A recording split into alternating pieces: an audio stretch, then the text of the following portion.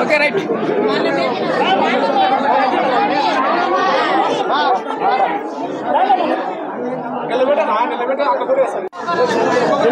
Hey, Rama.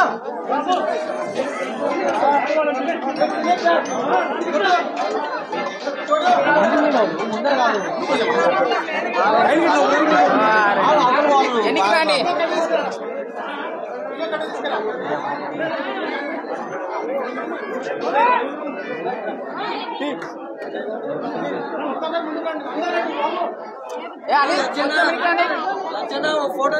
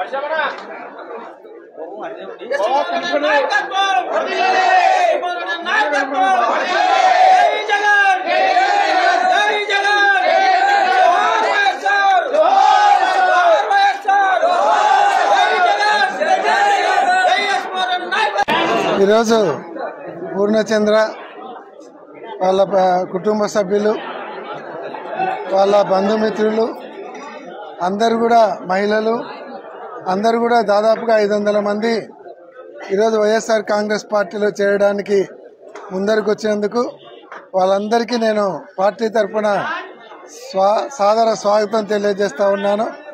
Purnachandra ఈరోజు కూటమి ప్రభుత్వం వచ్చిన తర్వాత సంవత్సర కాలం అవుతుంది.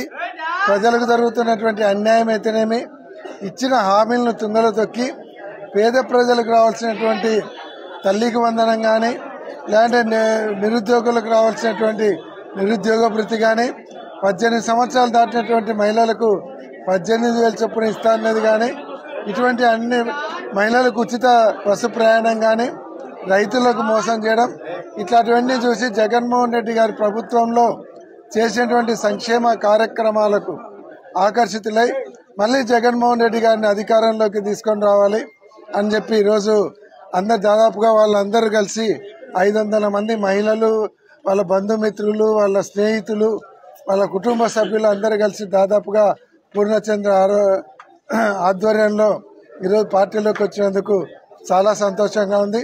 తప్పకుండా పూర్ణచంద్రకు రాజకీయంగా మంచి భవిష్యత్తు కల్పిస్తాం.